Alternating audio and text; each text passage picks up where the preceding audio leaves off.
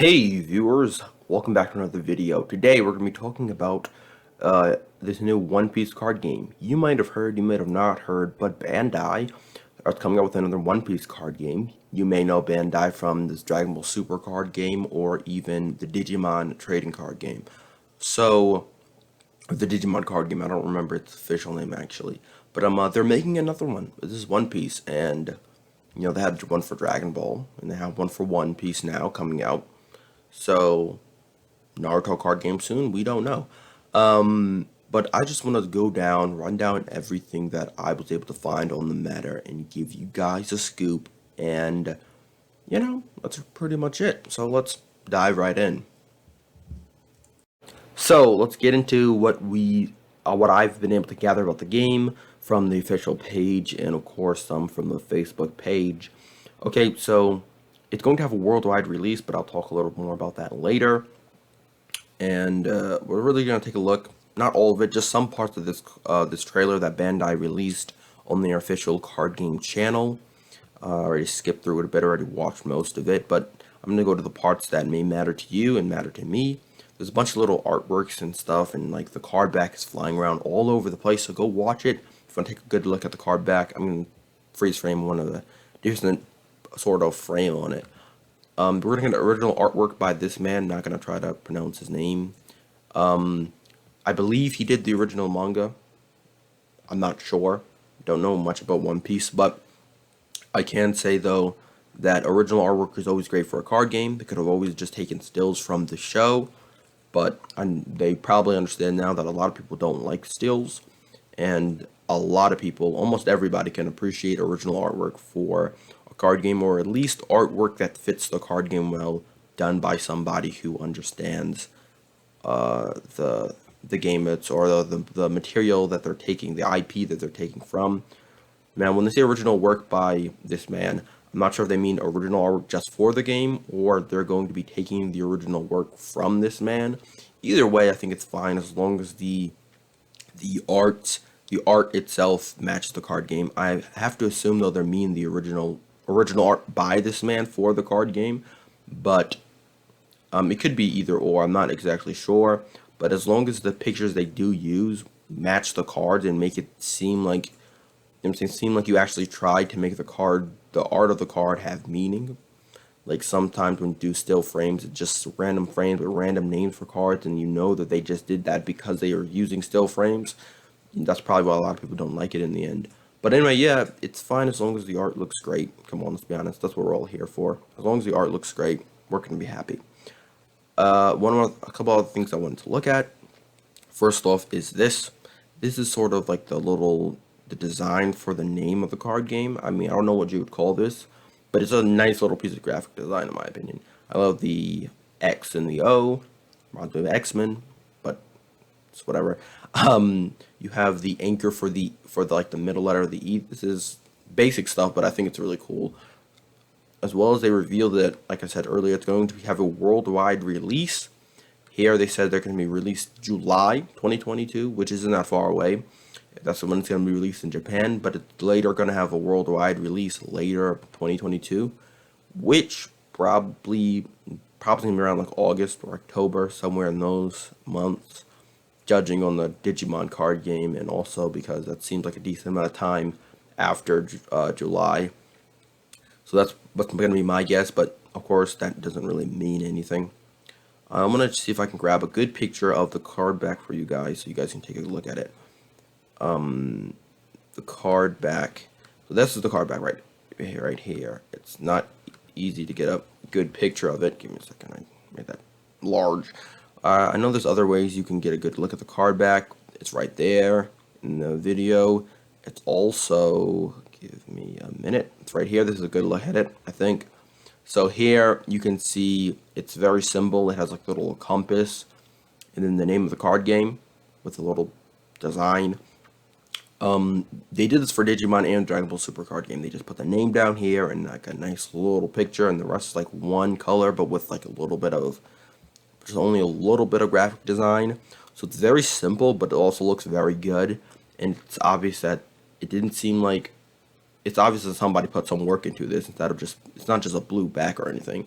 It's not just a blue back with this logo and this name. They actually, even the back itself, although it's dark blue, it has like a little design to it, which is nice. I think the card back looks really good, especially like the goldish color. I don't know if it's going to be actually gold in person, but the goldish color for the compass, I think looks really cool. Beside this little trailer they posted, you can scroll throughout the official page for the card game. You see some other cool stuff, such as a first look at a Monkey D. Luffy card.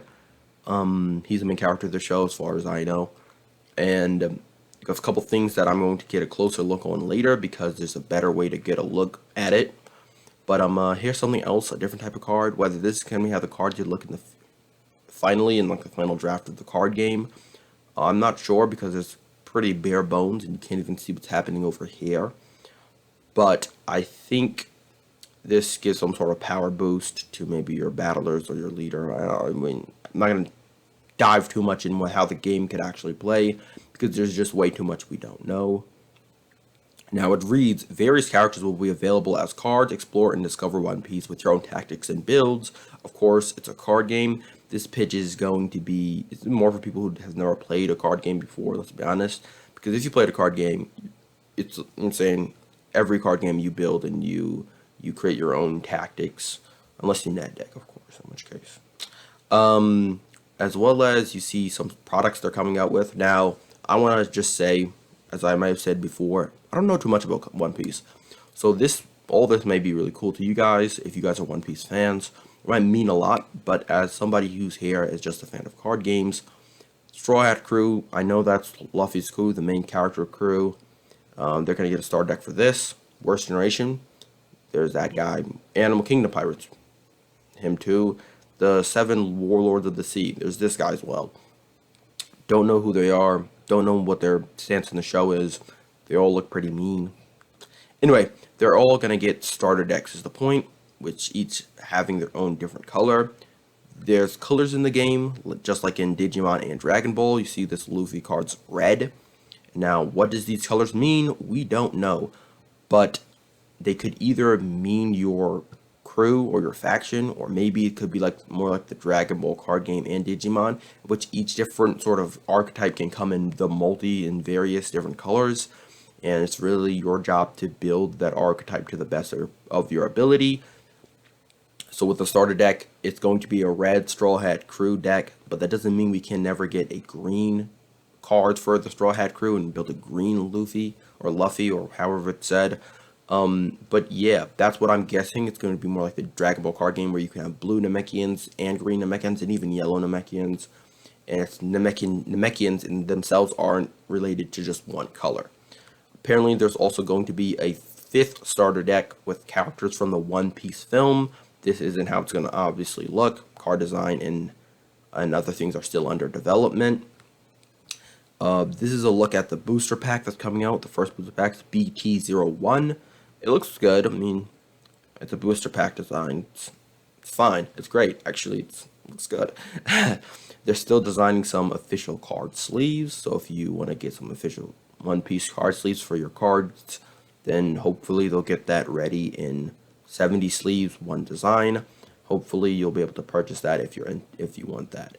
Now, what I said before is I'm going to take a closer look at this Luffy card here, because on the Facebook page or somewhere on Facebook, they actually posted a bigger or rather in-your-face picture of this card so we can take a closer look at it. So here we have Luffy in all his greatness. So 4,000 power, just like in the Digimon and the Dragon Ball card game. It seems they're going to go like this 1,000 power thing. That seems to be what they do with their card games. I want to see what other unique twists they add to this one to make it different. Like the Digimon card game is very different from the Dragon Ball card game, but they do take similar aspects from each other. But yeah, I want to see what this one's all about. I don't know what this symbol means. Maybe if you're a One Piece fan, you might. Maybe not, though. This symbol could mean a lot of things. It could mean like an element of some sort. Who knows? I can't. If it's something to be read, I can't personally read it. So, you have some great Luffy art here, though. It says leader, which seems to be in its nice little own box right here, which makes me believe that it's going to be a type of card rather than a keyword, because we have some keywords down here being Straw Hat Crew and Captain, Monkey D. Luffy. So those seem to be keywords, and this seems to be its card type. And just like in Dragon Ball, you probably are going to pick a leader, and then that leader is going to decide like the base build for your deck, and then you're going to build off from there. It says 5 life. Now, if it's like the Dragon Ball card game and the Digimon card game, that's probably going to be 5 cards off the top of your deck at the beginning of the game, and you draw 1 or something every time you take a point of damage. But that could just mean 4 life, like in Magic the Gathering. You just have like maybe 4 tokens, or just like 6-sided dice set to 5, and then you just, every time you take a hit, you go down. I'm going to guess it's more like how they did their other games. That's how they seem to like to do it. And then we have this little dial, or in the bottom right corner, we have this little 6-sided, I believe, 6-sided shape, this hexagon, and only one side is filled in with the color red. Now, this could be, and this is what I'm going to assume, this probably is just going to mean that it's just going to wait and let you know that this is a red card, which each one of these sides, or each one of these sort of triangles, are going to have their own color. And then that direction in which the thing is filled in is going to let some people know what color the card really is, because, you know, with some of their other games, colorblind people, they have a hard time with certain types of colors telling whether this is a green card or a red card or something like that. So by putting this there, if this little hexagon triangle is colored in here, then you know that this is going to be a red card. If it's here, then it's green, and if here, then it's, maybe that's what they're trying to do. I know that's been a problem in the Digimon card game at the very least. It's hard to tell sometimes for some people whether what color the card is, or this could mean something else. Maybe it has something to do with gameplay. Maybe it has something to do with the uniqueness of this card, because as you can see, this character card here, or this leader card, has no text, has no gameplay text. Now this may be just a placeholder card, just a first base design. Maybe in the official, he's going to have his own little personal text, a game text, like most cards do. But probably because they may not have a lot of things finalized just yet, they're not going to put the text here, because they might end up changing it later. But really, that's all I can really take from this card here. That's all I can analyze off of this card. I don't want to dive too much into how I think gameplay is going to work, because we just don't know. We don't know anything.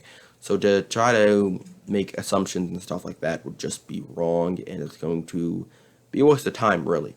But that's really all I have for this video. If you're excited for the One Piece card game, and you want to see whatever new news is going to come out about it, you best subscribe, because I'll be, anytime I find some new news, I'll be making a video about it. You hit that notification bell, because I'm going to be posting any new news that I find on this card game, anything that will further our understanding and our knowledge about the game. And after that, after you subscribe, you hit the like button, you comment what characters you want to see from One Piece. I know I don't know much about One Piece, but I'm definitely interested in the concept in general. But that's going to be all for today. I'll see you guys later.